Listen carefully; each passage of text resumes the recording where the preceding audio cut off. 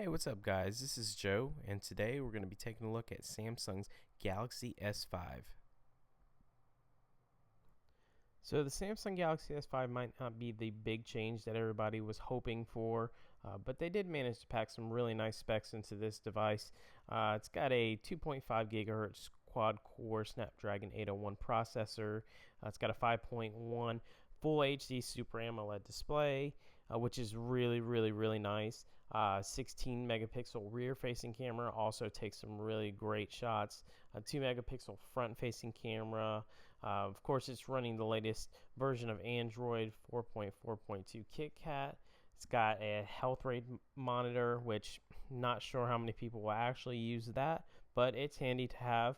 You've got your IR blaster for your smart remote, 4G LTE, of course. And last but certainly not least, 2 gigabytes of RAM. This year's Galaxy S model comes with an IP67 rating, which means that it's dust resistant and it's also resistant to water in 3 feet for up to 30 minutes. So if you're kind of like me, you're a little bit clumsy, or you might be a little hard on your phones, or you have some kids hanging around that actually like to mess with your phone, Samsung's got you covered. They've made this phone a lot more durable and a lot more life-proof. Now let's talk a little bit about the camera. So we know that Samsung likes to try to throw everything, including the kitchen sink, at their devices. A lot of features that people won't use, but it's nice to have. And it seems like the camera this year, while toned down a little bit, this is still kind of the same. So you go and you hit mode, and you've got auto, beauty face, shot and more, panorama, virtual tour, which I actually thought was going to be something similar to like Photosphere, but when I actually started playing around with it, it was more of like exactly what it says, virtual tour. You get these little arrows on your screen, and it tells you to go forward or left or right, and it'll just take you through some sort of when you're done actually taking your pictures, it'll take you through like a virtual tour, like you would see on a Realty website or something like that. You've got your dual camera as usual. You've got your little postage stamp looking thing on the screen, and you've got your rear facing camera shooting whatever you're shooting, with you basically your face in the shot. And that's really about it. But this time around, Samsung's actually included some features that are really nice. Features I think I'm actually going to use on a regular basis. You have real-time HDR, so you hit or tap a button, and it'll actually show what your picture would look like with the HDR feature on.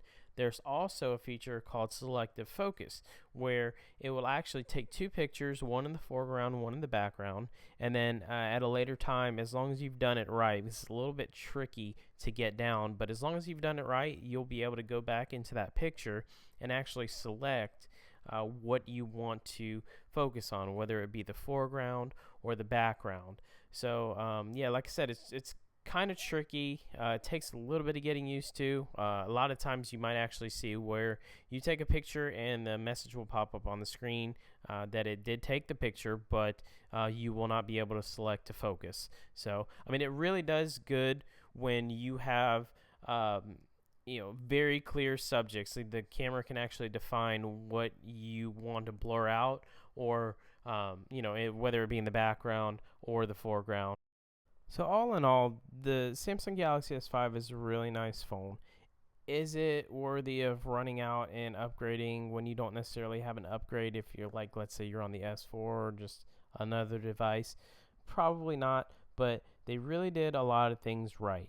TouchWiz is still TouchWiz. It can be laggy, things like that, but unfortunately, that's what we've come to expect from Samsung devices, which should really be unacceptable, but that's just how they do it. I don't know. Maybe one day they'll actually tone down TouchWiz and make it where it's not such a resource hog. But the battery in it is great. 2800 milliamp hour. They went up 200 milliamp hour on this battery. So, I mean, you're not going to have any problems getting through a full day with this phone. The display, of course, is great. The speaker's just so. Like I said, you've got the IR blaster. You've got a whole lot of things going on with this phone that really does make it a good pickup. I mean, does it compare to the metal design of the M8? Probably not, but more than likely you're just going to put a case on it anyway. So really, I mean, there's pros and there's cons to each type of design. Metal gets slippery, it gets cold and slimy feeling.